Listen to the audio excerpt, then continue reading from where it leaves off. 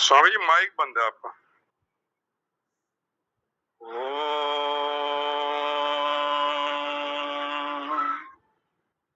पूर्णमदः पूर्णमिदं पूर्णात् पूर्णमुदच्यते पूर्णस्य पूर्णमादाय पूर्णमेवावशिष्यते। ओम शांति शांति शांति। शंकरं शंकराचार्यं केशवं बादरायणं सूत्रभाष्य कृतौ वन्दे भगवन्तौ पुनः पुनः। ईश्वरो गुरुरात्मेति मूर्तिभेद विभागिने व्योमवद्व्याप्तदेहाय दक्षिणामूर्तये नमः। ओम शांति शांति शांति।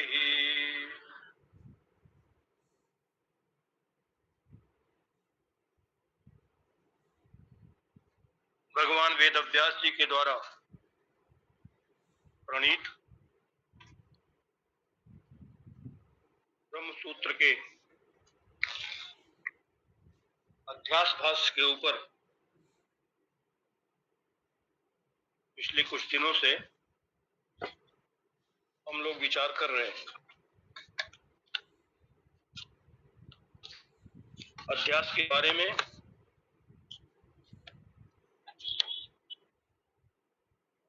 शास्त्र में जैसा बतलाया गया है कि अध्यास दो प्रकार का होता है, एक स्वरूपाध्यास और दूसरा संसर्गाध्यास। यद्यपि इसके आगे चल करके और भी भेद प्रभेद हैं, लेकिन मुख्य रूप से ये दो प्रकार के ही अध्यास माने गए। स्वरूपाध्यास के बारे में बतलाया कि ज्ञान से बाध होने योग्य वस्तु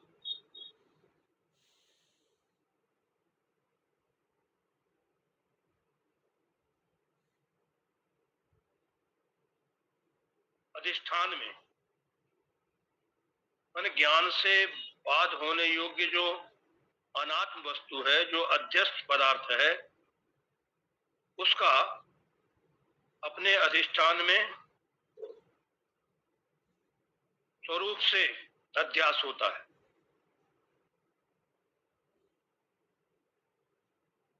जैसे उदाहरण के लिए शरीर इत्यादि जो अनात्मा है, उसका अधिष्ठान आत्मा में स्वरूपाध्यास होता है, क्योंकि ज्ञान के द्वारा शरीर आदि अनात्मा का बाध हो जाता है। इसलिए अनात्मा का आत्मा में स्वरूपाध्यास होता है। ये तो स्वरूपाध्यास का लक्षण हो गया।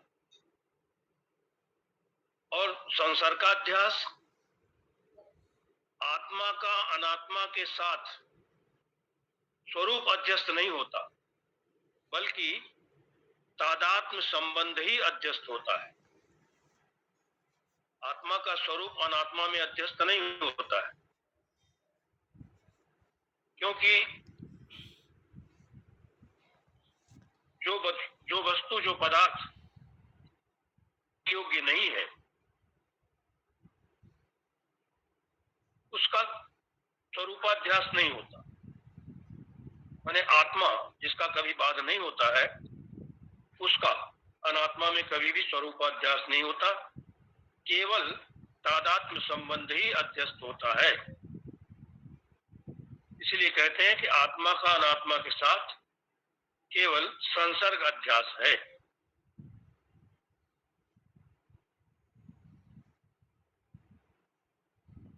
तो अनात्मा का आत्मा में स्वरूपाध्यास और आत्मा का अनात्मा में संसर्गाध्यास, बस ये दो प्रकार का मुख्य रूप से अध्यास माना गया है। अब इसको दृष्टांत में और स्पष्ट करने के लिए विचार करें तो ब्रह्म, ईश्वर और जीव, ब्रह्म सत्य है, जैसा सिद्धांत हमारा कहता ही है, ब्रह्म सत्यम जगन मिथ्या। तो और ईश्वर भी सत्य है, तो दो सत्य तो हो नहीं सकते। ब्रह्म भी सत्य और ईश्वर भी सत्य। सद्वस्तु एकम ब्रह्म, तद अन्यत सर्वम असत, ऐसा कहा गया है। सद्वस्तु एकमात्र ब्रह्म ही है, उससे भिन्न सब कुछ असत है। तो फिर ईश्वर सत्य क्यों प्रतीत होता है? अध्यास के कारण से। वो कौन सा अध्यास है, इस पर हमें विचार करना पड़ेगा। ब्रह्म की सत्यता का जो ईश्वर में अध्यास होता है वो संसर्गाध्यास है। संसर्गाध्यास माने तादात्म्य संबंध ही अध्यस्त है।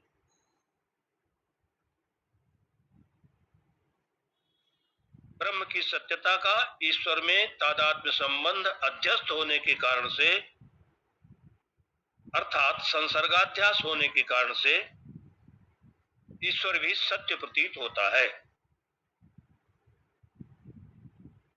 और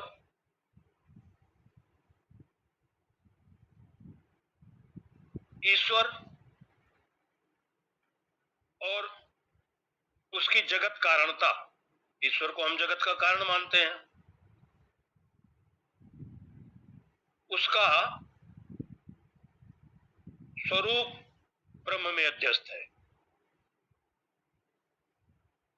मतलब ईश्वर और उसकी जगत कारणता का ब्रह्म में स्वरूपाध्यास है, जिसके कारण से ब्रह्म जगत का कारण प्रतीत होता है। जगत कारण तो ईश्वर है, लेकिन ब्रह्म को क्यों कारण मानते हैं, क्यों प्रतीत होता है ब्रह्म जगत का कारण? तो उस ईश्वर का और ईश्वर की जो जगत कारणता है वह स्वरूपता ब्रह्म में अध्यस्त है। इसी कारण से ये स्वरूपाध्यास, इसी स्वरूपाध्यास के कारण से ब्रह्म जगत का कारण प्रतीत होता है। जैसा कि श्रुति भी कहती है, यतो आइमानि भूतानि जायन्ते येन जातानि जीवन्ति अभि यत् प्रयन्ति अभिसंविशन्ति तद ब्रह्म तद विजिज्ञासस्व। तो ब्रह्म के लक्षण में ये बताया गया कि जिससे सब उत्पन्न होते हैं, जिसमें सब स्थित रहते हैं, जिसमें सबका लय हो जाता है, वो ब्रह्म है। तो ये ब्रह्म में जगत कारणता जो है ये वास्तविक नहीं है। जगत का कारण तो ईश्वर ही है, और उस ईश्वर का ब्रह्म में स्वरूपाध्यास होता है, इसीलिए ब्रह्म जगत का कारण मालूम पड़ता है। और इसी प्रकार से ईश्वर जो सत्य है, कूटस्थ चैतन्य ईश्वर, उसकी सत्यता का संसर्गाध्यास जीव में होता है। संसर्गाध्यास माने तादात्म्य संबंध का अध्यास। तो कूटस्थ चैतन्य ईश्वर की सत्यता का संसर्गाध्यास अर्थात तादात्म्य संबंध अध्यास जीव में है। ईश्वर की सत्यता का संसर्ग जीव में अध्यस्त है, इसी कारण से जीव भी सत्य प्रतीत होता है। अब ईश्वर भी सत्य, जीव भी सत्य, तो सत्य वस्तु तो एक ही है। तो जो ईश्वर की सत्यता है उसका तादात्म्य संबंध अर्थात उसका संसर्ग जीव में अध्यस्त है, जिसके कारण से जीव भी सत्य प्रतीत होता है। आगे विचार करेंगे तो जीव और जीव का जो कर्ता भोक्ता इत्यादि रूप धर्म है, उन धर्मों का स्वरूप कूटस्थ चैतन्य ईश्वर में अध्यस्त है। इसीलिए कूटस्थ ईश्वर अकर्ता, अभोक्ता, असंसारी, नित्य मुक्त, असंग ब्रह्म रूप से नहीं मालूम पड़ता।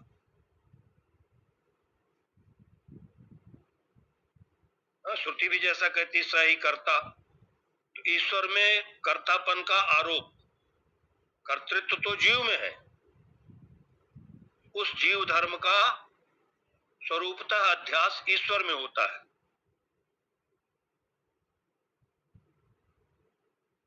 तो जीव के कर्तापन का स्वरूपाध्यास कूटस्थ ईश्वर में होता है, जिससे कूटस्थ ईश्वर भी कर्ता भोक्ता संसारी इत्यादि मालूम पड़ता है।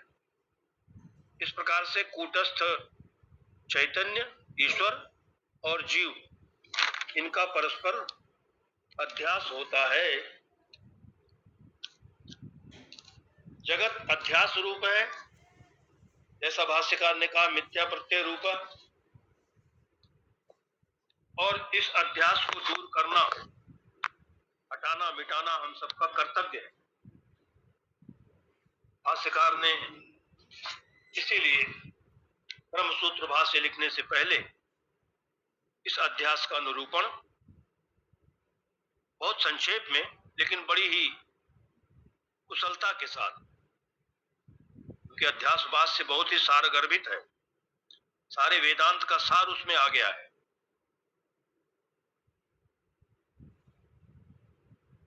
तो अध्यास का वर्णन करके पहले भगवान भाष्यकार उस अध्यास से जो साध्य विषय है और उसका प्रयोजन, उसको भी दिखलाया। मतलब कर्तृत्व भोक्तृत्व इत्यादि जो अनर्थ हैं, उनको उत्पन्न करने वाला जो अध्यास है, उसका समूल नाश करना,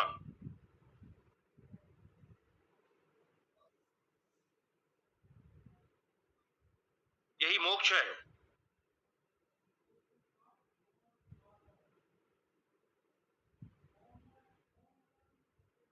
और समूल नाश करना मतलब श्रवण मनन निधिध्यासन इत्यादि साधनों के द्वारा ब्रह्म और आत्मा एक ही है,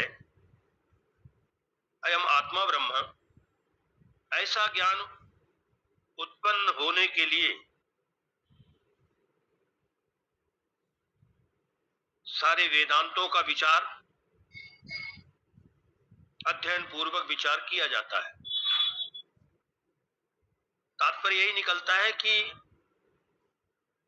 जब वेदांत का विचार करेंगे तो विचार के फलस्वरूप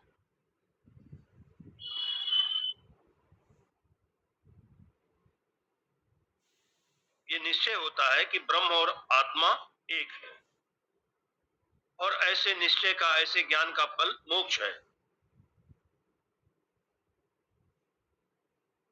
इसलिए वेदांत विचारात्मक जो शास्त्र है, उसका भी विषय और प्रयोजन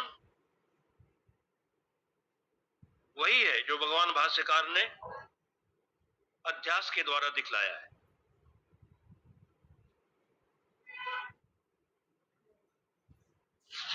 और यहां भाष्यकार ने अपने अध्यास भाष्य में अंतिम वाक्य से जो कहा, यथा चायम अर्थः सर्वेषां वेदांतानां तथा वयम अस्याम शारीरक मीमांसायाम प्रदर्शयिष्यामः। तो सारे वेदांतों का जिस प्रकार से यह अर्थ है, मतलब जीव और ब्रह्म की एकता ही जो संपूर्ण वेदांत का विषय है, तो जिस प्रकार से वो विषय बनता है ज्ञान का, जीव और ब्रह्म की एकता का ज्ञान,